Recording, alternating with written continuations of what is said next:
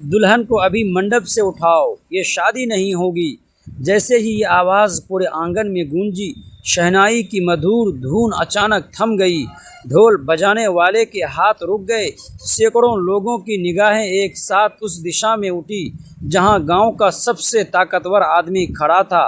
उसकी आंखों में ऐसा आदेश था जिसे आज तक किसी ने टालने की हिम्मत नहीं की थी। और मंडप में बैठी वह गरीब लड़की, उसने धीरे धीरे अपना घूंघट उठाया। उसकी आंखों में आंसू थे, लेकिन चेहरा डर से नहीं बल्कि एक अजीब सी शांति से भरा था। उसे जैसे पहले से पता था कि आज बहुत कुछ बड़ा होने वाला है।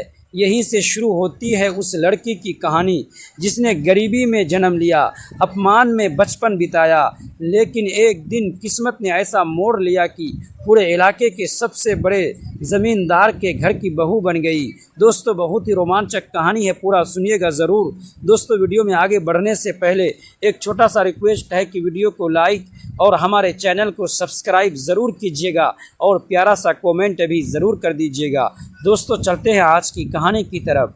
मगर किसी ने ये नहीं सोचा था कि ये शादी केवल दो लोगों का रिश्ता नहीं बल्कि कई वर्षों से दबी हुई सच्चाइयों का दरवाज़ा खोलने वाली थी।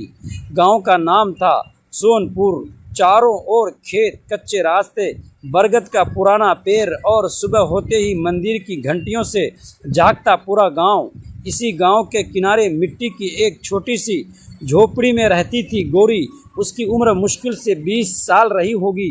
चेहरा इतना मासूम कि उसे देखकर कठोर से कठोर इंसान भी मुस्कुरा दे, लेकिन उसकी आंखों में उम्र से कहीं ज़्यादा अनुभव था, क्योंकि उसने बचपन से ही अनुभव देखा था। पिता का देहांत कई वर्ष पहले हो चुका था। माँ बीमार रहती थी। घर चलाने की जिम्मेदारी गौरी के कंधों पर थी। सुबह सूरज निकलने से पहले वह दूसरे लोगों के खेतों में काम करने चली जाती। दोपहर में माँ के लिए दवा लाती। शाम को गांव की बच्चियों को पढ़ना सिखाती। गांव वाले कहते थे गरीब है लेकिन संस्कारों में बहुत अमीर है, लेकिन हर कोई ऐसा नहीं सोचता था। गांव का साहूकार रघुवीर अक्सर ताना मारता, ईमानदारी से कभी किसी का पेट नहीं भरता। गोरी हर बार मुस्कुरा कर कहती, झूठ से भरने वाला पेट कभी चैन से नहीं सोता। रघुवीर उसके जवाब से चिढ़ जाता। उसी गांव से कुछ दूर एक विशाल हवेली थी, इतनी बड़ी कि लोग उसे हवेली नहीं छोटा किला कहते थे। वह हवेली थी ठाकुर वीर प्रताप सिंह की। पूरा इलाका उनके नाम से कांपता था, लेकिन अजीब बात यह थी कि लोगों ने उन्हें वर्षों से किसी पर अन्याय करते नहीं देखा था। हाँ, उनसे डर ज़रूर लगता था, क्योंकि वे कम बोलते थे और जब बोलते तो फैसला बदल जाता था। उनकी उम्र लगभग 32 वर्ष थी। लंबा कद, सख्त चेहरा और आंखें ऐसी जिनमें जैसे कोई पुराना मर्द हमेशा जागता रहता हो।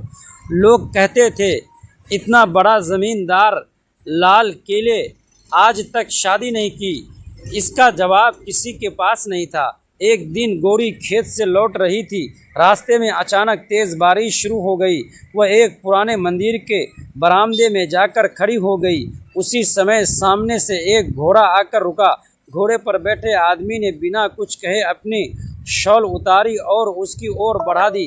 गौरी ने सिर उठाया। पहली बार उसकी नज़र ठाकुर प्रताप सिंह से मिली। कुछ पल दोनों चुप रहे, सिर्फ बारिश की आवाज़ थी। प्रताप सिंह ने धीरे से कहा, भीग जाओगी? गौरी ने शॉल लेने से पहले पूछा। और आप? मुझे आदत है। बस इतना कहकर वे आगे बढ़ गए। गौरी बहुत देर तक उन्हें जाते हुए देखती रही।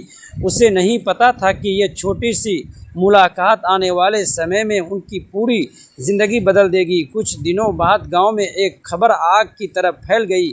ठाकुर प्रताप सिंह शादी करने वाले हैं। हर कोई हैरान था, और उससे भी बड़ी बात, उन्होंने खुद लड़की चुन ली है। पूरा गांव तरह तरह के अंदाजे लगाने लगा। किसी ने कहा किसी बड़े ज़मींदार की बेटी होगी, किसी ने कहा शहर के किसी अमीर परिवार से रिश्ता होगा।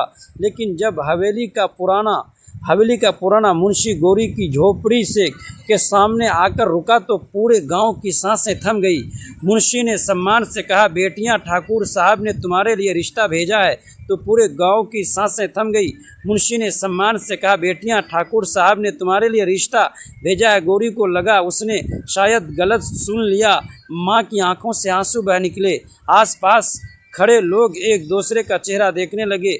रघुवीर साहूकार हंस पड़ा। गरीब लड़की और ठाकुर की बहू, ये मजाक है। लेकिन मुंशी ने जेब से चांदी की मुहर वाला पत्र निकाला। उस पर हवेली की आधिकारिक मुहर लगी थी। जब किसी को शक नहीं रहा, पूरे गांव में हलचल मच गई। लेकिन एक आदमी ऐसा भी था जिसकी मिट्टियां गुस्से से भीज गई थी। दुल्हन को अभी मंडप से उठाओ, ये शादी नहीं होगी। जैसे ही आवाज़ पूरे आंगन में गूंजी, शहनाई की मधुर धुन अचानक थम गई। ढोल बजाने वाले के हाथ थम गए। सैकड़ों लोगों की निगाहें एक साथ उस दिशा में उठी जहां गांव का सबसे ताकतवर आदमी खड़ा था। उसकी आंखों में ऐसा आदेश था जिसे आज तक किसी ने टालने की हिम्मत नहीं की थी। मंडप में बैठी दुल्हन सिया के हाथ कांप उठे। उसके माथे पर सजा सिंदूर दुपट्टा हल्का सा सरक गया। दुल्हा आर्यन भी एक पल के लिए स्तब्ध रह गया। गांव का मुखिया ठाकुर रणवीर सिंह धीरे धीरे आगे बढ़ा। उसके पीछे 10-15 आदमी लाठियां लिए खड़े थे।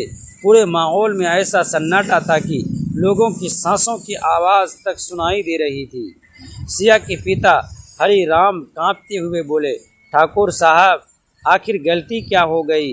बारात की इतनी खातिरदारी की है, सब रस्में भी ठीक से हो रही है। ठाकुर ने उनकी तरफ देखा भी नहीं। उसकी नज़र सीधे दूल्हे पर थी।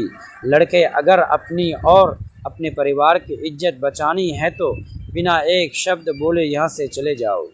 आर्यन ने पहली बार हिम्मत जुटाकर कहा, कारण तो बताइए। शादी रोकने का अधिकार किसी को नहीं है। ये सुनते ही भीड़ में काना फूसी शुरू हो गई। गांव में शायद पहली बार किसी ने ठाकुर से इस लहजे में बात की थी। ठाकुर के चेहरे पर हल्की मुस्कान आई। कारण जानना चाहते हो? उसने अपनी जेब से एक पुरानी तस्वीर निकाली और सबके सामने उठा दी। इस लड़की की माँ मेरी बहन थी। पूरा आंगन जैसे जम गया। सिया ने हैरानी से अपने पिता की ओर देखा। पापा, ये क्या कह रहे हैं? हरि राम का चेहरा पीला पड़ चुका था। वर्षों से दबा हुआ एक राज आज सबके सामने आने वाला था। धीरे धीरे उन्होंने सिर झुका लिया। हाँ, ये सच है। एक ही पल में शादी की खुशियाँ मातम जैसी खामोशी में बदल गई। हरि राम ने भर्राई आवाज़ में कहा, सिया, तुम्हारी माँ ने अपने परिवार की मर्जी के खिलाफ मुझसे शादी की थी। उस दिन से ठाकुर साहब ने उनसे सारे रिश्ते तोड़ दिए थे। तुम्हारी माँ की मौत के बाद मैंने कभी तुम्हें यह सच नहीं बताया। सिया की आंखों से आंसू बह निकले। अगर आप मेरे मामा हैं तो मेरी शादी क्यों रोक रहे हैं? ठाकुर की आंखें पहली बार नम हुई। उन्होंने दूल्हे की ओर इशारा किया, क्योंकि वह लड़का वैसा नहीं है जैसा दिखता है। भीड़ में फिर से हलचल मच गई। आर्यन ने गुस्से में कहा, ये झूठ है। ठाकुर ने अपने आदमी को इशारा किया। कुछ ही क्षणों में एक फाइल और कुछ दस्तावेज सामने रख दिए गए। 3 महीने पहले इस लड़के पर 1 करोड़ रुपये का कर्ज चढ़ा है। इसके परिवार ने ये शादी सिर्फ दहेज के लिए तय की है। शादी के बाद तुम्हारे पिता की ज़मीन अपने नाम करवाने की पूरी योजना बनाई जा चुकी है। आर्यन के पिता के चेहरे का रंग उड़ गया।